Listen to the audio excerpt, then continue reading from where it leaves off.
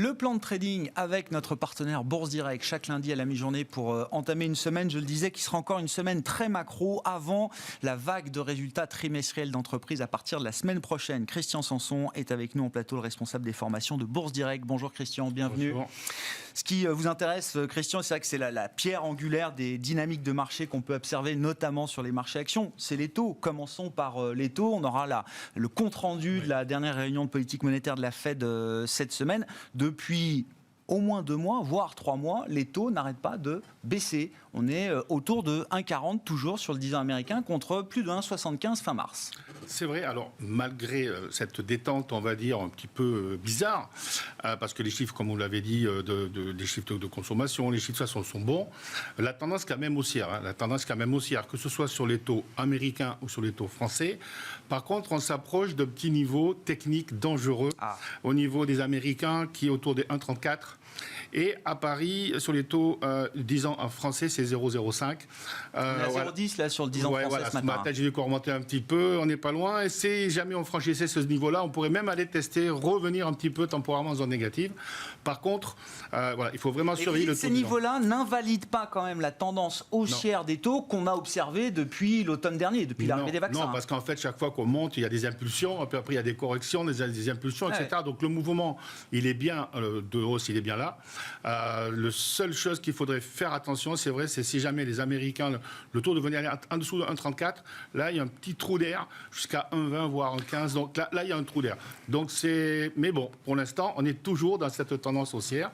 Donc on va dire que la mini-sortie par le bas des taux français n'est pas pour l'instant très grave. Bon, 1,34 à surveiller sur le 10 ans américain, on est quand même au-dessus de 1,40. Aller revenir à 1,20 sur le 10 ans américain, ça poserait quand même pas mal de questions fondamentales. On n'y est pas encore. Quel lien est-ce que vous faites entre les taux américains, les taux européens et l'euro-dollar ? Alors l'euro-dollar qui fait un yo-yo depuis plusieurs mois. Oui, c'est en fait une vraie sinusoïde. Donc il varie entre 1,16 et 1,2250. Pour l'instant, il est toujours dans ce range-là. Donc c'est clair que le jour où on va franchir un de ces niveaux-là, soit on accélère vers les 1,25 ou 1,26, soit au contraire on revient vers la zone de 1,10. Mais pour l'instant, ça fait plusieurs mois, il stagne là-dedans, dans ce trend plat qu'on appelle un trading range, vraiment en forme de sinusoïde. Donc là, on est un peu au milieu, donc on attendra quand même la zone des 1,16, bien sûr, à surveiller. Bon, ce qui est intéressant, c'est que ni les taux ni l'euro-dollar ne semblent poser de problème au marché actions, ou en tout cas aux indices boursiers, qui restent quand même des baromètres importants à suivre. Alors, il y a toujours des mouvements de rotation, de contre-rotation au sein des indices, mais le S&P 500, le MSCI World sont au plus haut historique aujourd'hui. Quand ça monte, comme je dis, il y a tout qui monte, tout marche en même temps, tout est arbitré, c'est une mécanique boursière, c'est pas à cause de tel ou tel pays, c'est vraiment un peu comme dans le Covid, la descente était générale, la remontée est générale. C'est vrai que le Standard & Poor's 500 est au plus haut. Par contre, il faut se méfier d'une chose, j'ai regardé un petit peu ce qu'on appelle les positions nettes spéculatives. Donc c'est vraiment les positions des traders américains, mais la spéculation, c'est pas la couverture, pas tout ça.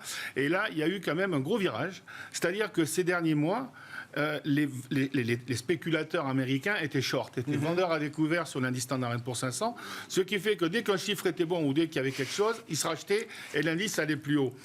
C'était la course au papier. C'était la course au papier, c'était du rachat de vendeurs à découvert.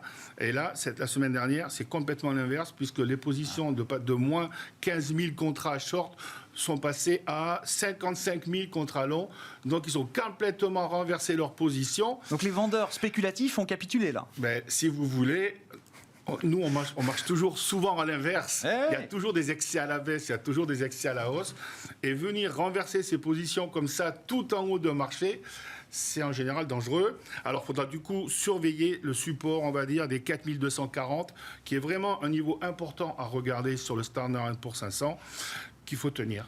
On verra plus tard. Qu'est-ce qu'on peut dire ? Bon, le S&P 500, l'indice large américain. Qu'est-ce qu'on peut dire du Nasdaq ? Alors, qui était un indice à la traîne en début d'année. C'est vrai qu'il y avait eu cette rotation cyclique, value, qui avait ramené le Dow Jones notamment sur le devant de la scène. Mais depuis 2 mois, le Nasdaq est redevenu un indice leader avec le retour de la tech, le phénomène de baisse des taux qui redonne un peu de peps aux grandes valeurs technologiques. Si je prends le graphique du Nasdaq et du Standard & Poor's 500 ces 2 derniers mois, c'est un copier-coller. Le Nasdaq est au plus haut.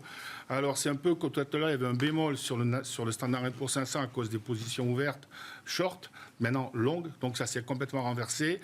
Le Nasdaq, c'est purement technique, il arrive dans ce qu'on appelle une zone de surachat au niveau technique, donc c'est un indicateur de stress qu'on appelle le RSI, chose qu'on n'a pas vue depuis très très longtemps. Donc c'est simplement une petite alerte. Pour l'instant, il est toujours en tendance haussière, il n'y a pas de souci. Il faudra quand même surveiller la zone des 14 000 points, 14 000, 14 200. Parce que si ça, par contre, ça venait on va dire à céder, là, il y a un petit trou d'air quand même, qui ne remettrait pas en cause la hausse, puisque la tendance est toujours haussière. Le support long est autour des 13 480, mais ça mettrait quand même un petit peu de feu au marché. Oui, ça pourrait, atténuer un peu la conviction qu'on peut avoir. Il faut rappeler qu'on peut rester aussi en zone de surachat longtemps sur les indices. C'est pas parce qu'on arrive avec des RSI qui tournent autour de 80 là que ça peut pas durer. Bien sûr, mais le seul truc, c'est que le Nasdaq, il y a longtemps qu'on l'a pas vu. Ouais. C'est pour ça que simplement, si c'est des petits panneaux qui alertent, ça ne veut pas dire que c'est grave, mais simplement ça alerte. Qu'est-ce qu'on peut dire du CAC 40 alors qu'il a bouclé un premier semestre de folie, puisqu'on a gagné 17% et plus, je crois. À un moment, on était même sur une performance de 20% et plus par rapport au 1er janvier, un semestre historique pour le CAC. Le CAC, il est en petite tendance maintenant baissière, diagonale en fait, entre guillemets. Toujours haussière à long terme, exactement comme ses copains un petit peu américains. Si on prend la courbe du CAC, la courbe des taux, c'est un copier-coller. Puisque le marché a monté, les taux ont monté, les taux baissent, le marché rebaisse. C'est vraiment un copier-coller. Donc il faudra... Ce que je regarde plutôt maintenant, c'est on va dire surtout cette sur- ou sous-performance par rapport au Dow Jones, qui a vraiment... Qui a fait couler un peu d'encre, qu'on en a parlé pendant un petit moment. Donc c'est quoi le sujet ? Le sujet, c'est que les indices européens, ou le CAC 40, surperformaient le marché américain, en tout cas pendant quelques mois. Pendant quelques mois, c'est depuis 2-3 mois. Mais parce qu'historiquement, quand je prends simplement l'historique depuis un an et demi, entre Dow Jones et le CAC, c'est toujours le Dow Jones qui surperforme le CAC, sauf pendant cette petite période où le CAC est repassé. Et là, c'est vrai que tout le monde était content parce que tout le monde attend ça. Ça n'arrive pas tous les jours. Ça fait longtemps que je suis en bourse et on attend ça depuis très longtemps. Souvent, on rattrape à la baisse, mais rarement à la hausse. Et là, malheureusement, si je regarde mon indice force relative, comme on appelle, la variation du CAC par rapport au Dow Jones, on est repassé, alors très court terme, comme on dit, le spread se resserre entre les deux. Quand on regarde sur un peu plus long terme, le Dow Jones est repassé au-dessus du CAC.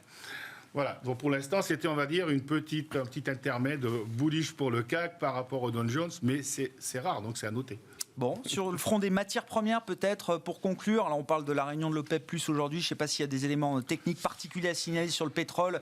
Vous suivez notamment le WTI, Christian, et puis l'or aussi, qui est toujours une matière première intéressante quand on parle autant d'inflation. Le WTI, il y a deux pétroles, je prends le WTI américain, comme le marché. Il est au plus haut. Les marchés sont hauts, les taux étaient bons, ils sont revenus un peu, mais le pétrole est haut. Il est allé, comme on dit, taper des hauts historiques il y a pas mal de temps. Toujours en tendance haussière. Par contre, attention, au niveau technique, il y a simplement une petite divergence, comme on appelle, avec un indicateur de tendance qui s'appelle le MACD. Et le RSI, donc c'est aussi l'indicateur de stress que j'utilisais tout à l'heure, s'approche, on va dire, là il est un petit peu suracheté, mais s'approche d'une zone un peu dangereuse, des 63%, comme on appelle. Et si jamais ça venait à franchir cette zone, si donc le pétrole venait à casser, on va dire, la zone des 73-40, techniquement, il y a aussi un petit trou d'air. On peut aller vers les 66-67 $. Et ce qu'il y a de marrant, c'est qu'il y a ce petit trou d'air, pour l'instant, il n'est pas là. C'est vrai, tant mieux. Mais il y a des petits bémols, aussi bien sur les marchés actions que sur les marchés de taux, que sur le marché du pétrole. Parce qu'encore une fois, tout est un peu corrélé. Et il faut juste faire attention. Support court, 73,40.